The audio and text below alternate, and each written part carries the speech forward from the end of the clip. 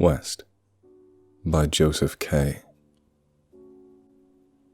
September 2nd, 1868. Arrived in Cheyenne in the new Wyoming Territory earlier this morning on the new Union Pacific line. Has been 3 years since I rode the locomotive. Did not realize it would remind me so strongly of Atlanta. Spent the last day of the journey with the phantom smell of blood and iron in my nostrils, the bile rising in the back of my throat, but it's over. God willing, I will never have to ride the train again. Cheyenne is newborn and mooling like a babe. Immigrants from the east and across the seas teem here, filling the streets with the babble of tongues and the raucous laughter of drunken, listless youths. The hound I purchased before leaving tugs at his leash with delight at the sights and sounds. The plot of land is still 2 days' ride across the border and to the southwest, but true to his word, the man from the bank has hired a guide to take me there. Sent a letter to my wife and boys with instructions to meet me here in the spring, and have purchased a wagon and the supplies for construction. The guide, a half-Indian fellow I'd wager by appearance, but civilized in tongue, has helped me hire 2 young men, an Irishman with a sullen, chinless face, and a German, watery-eyed and stinking of bourbon. Both despicable wretches, but they've agreed to work for a pittance, and both claim to have experience in homesteading. They may intend to kill me, seeing an easy mark as a naive settler, but I do not fear these drunken children. I've seen a generation of these boys spilled open, and I know what they're made of. September 8th, 1868. Have crossed into the free territory of Colorado, after a day of level prairie of warm wind of Wyoming, into the Front Range. This land is wild in some strange way, and nothing like I've ever seen. We're following a river through the shadow of the 2 jagged peaks, and camped tonight just a few miles from the parcel of land. I requested remote, and by God, the bank man did not fail me. The Kraut and the Irishman grow demure and quiet without spirits, and I see no possibility of violence within them now, lest they suspect me of hoarding whiskey. They will do fine quick labor, then return to Cheyenne to drink and fuck the profits. These are men of dust and serve only this purpose. To think, good men like me fought and died to protect these jackals from the reach of Lincoln's tyranny. God grind his bones. I'll be free of that monster soon. And if it should spread its federal borders this far, then I'll burn my new home to the ground and move west yet again. Sons of bitches will have to push me into the sea before I swear fealty. Found a skull just off the deer trail when I went to make water. It was bleached white and divorced from jawbone and neck.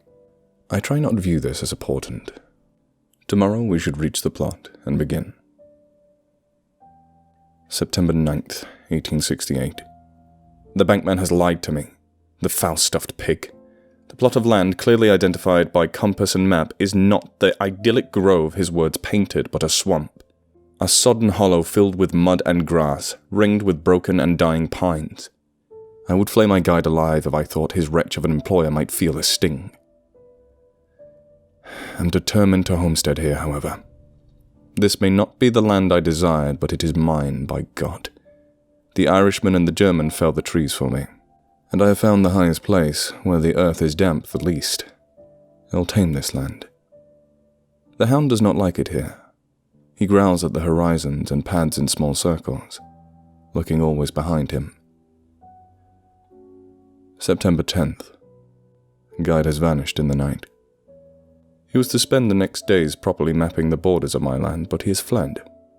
Worse still, the Irishman and the Kraut have grown skittish at his departure. The German tells of a tale hearing screaming in the woods last night. But in the morning light, the guide's tent and belongings were packed away and gone. It shames me to admit, but my first night was filled with unease. There is something about this land, unlike any in the East. It seems to breathe and pulse around me, like it watches me with a cold intelligence. The trees sing softly in the breeze, and in the smallest hours, when sleep had fled into the dark, I fancied I heard whispering voices in the breeze.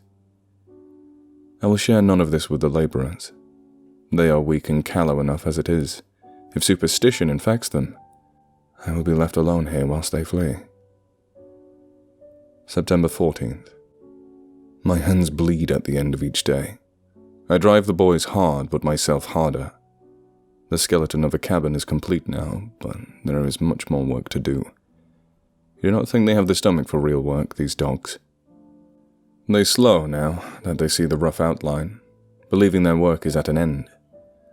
I suppose a pig may recognize a barn by sight, but we would hope too much to think they understand a crossbeam and a proper roof.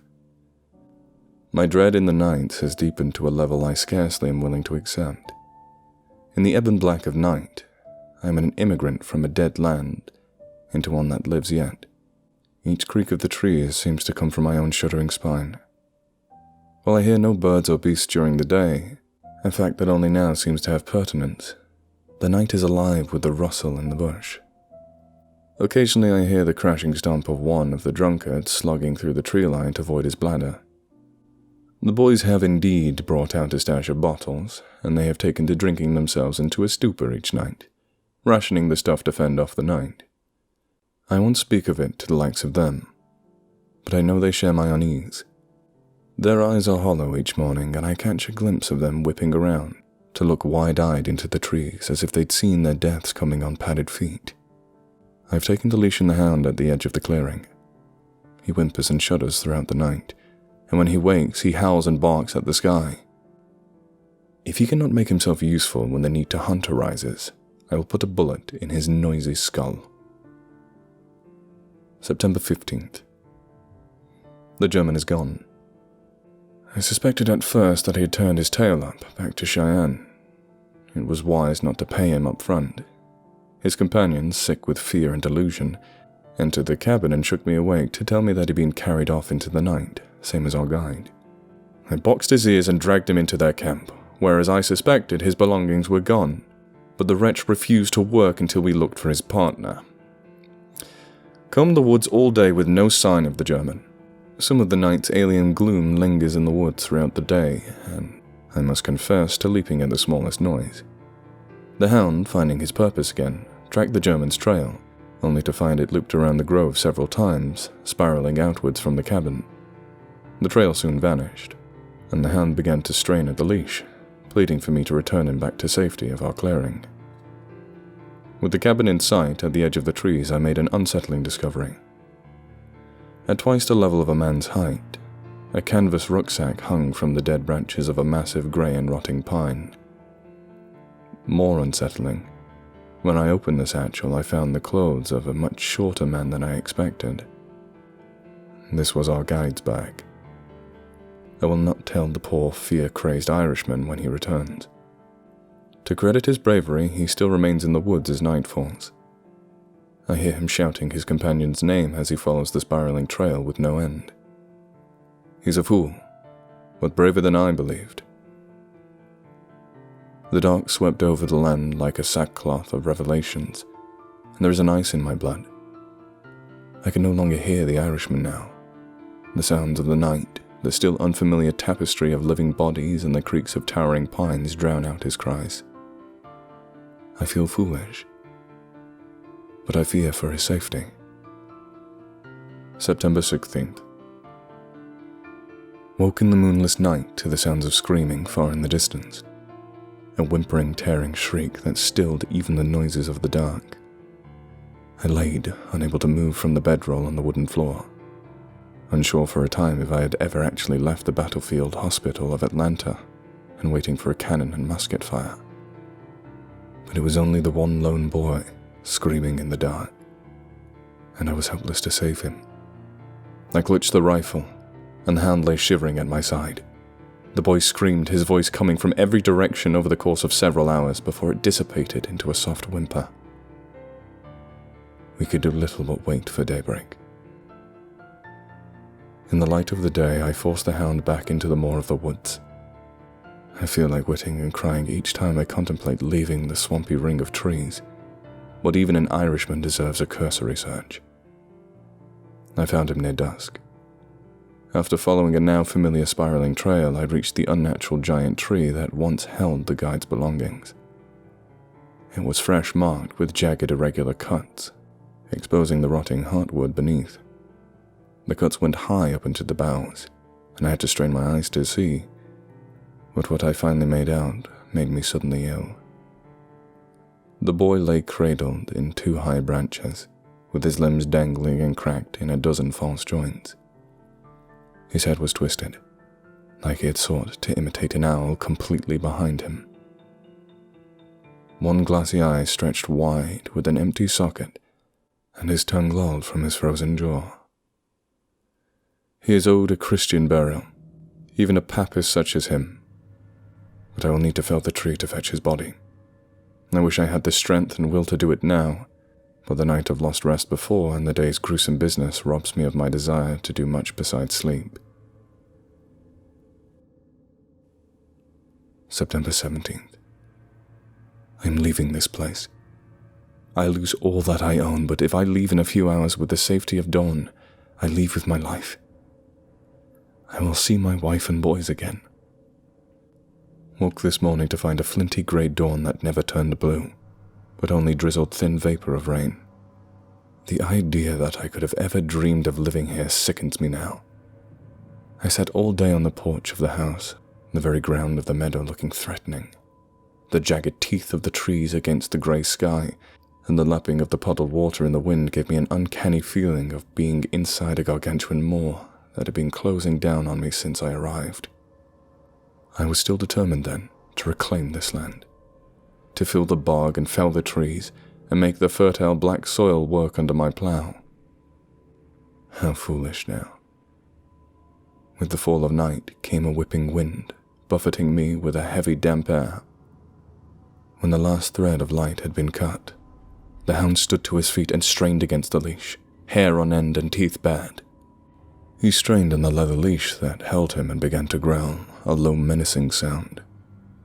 I looked away. He had struggled to lunge, but could see nothing in.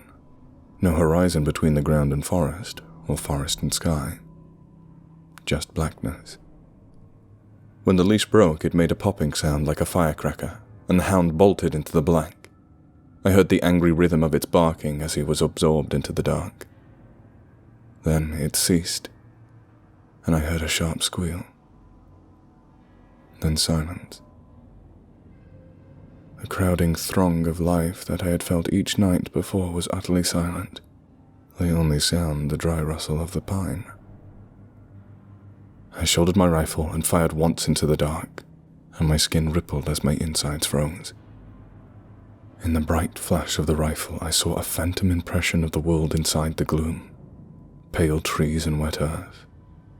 And I saw, clearly, the corpse of the hound, wet and glistening.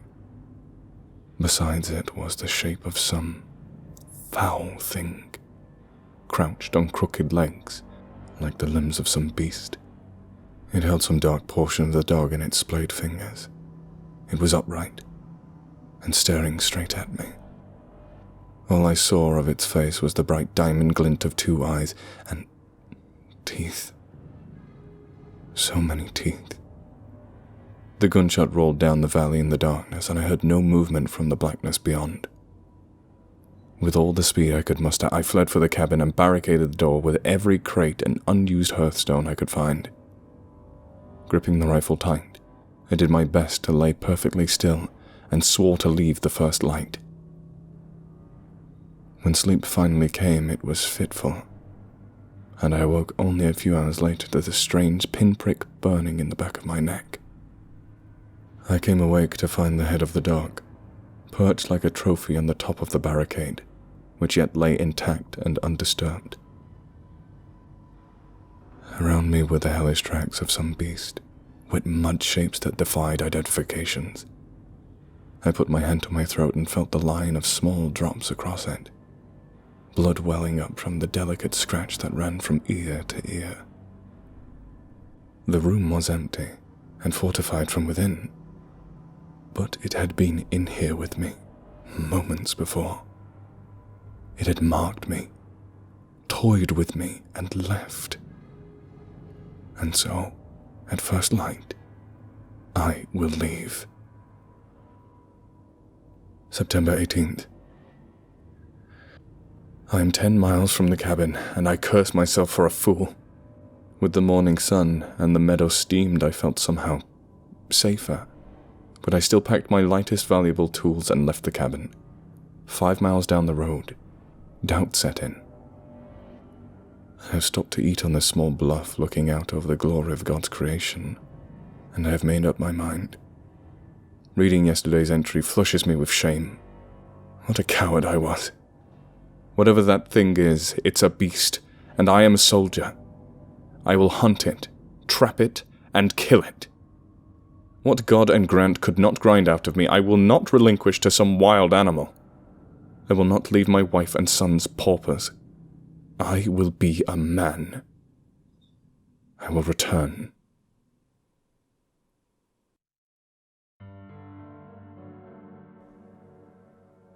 June 29th, 1869. Mrs. Augustine Shelby, Grand Hotel, Cheyenne, Wyoming. Dear Mrs. Shelby, we recently received the enclosed from a pair of hunters who discovered it in a forest from the Front Range in the Colorado Territory. Having been made privy to the issue of your missing husband, we felt it best to inform you directly and pass on his journal and a few other possessions. The hunter describes the area in which they found the items in a way that agrees exactly with your husband's description in the journal. But there was no cabin, nor foundation, or any other signs of habitation. We are deeply sorry that we could not be of more assistance to you, and I pray that your husband will eventually be found. Deepest regrets, Colonel Benjamin Williams, Fort Collins, Colorado Territory.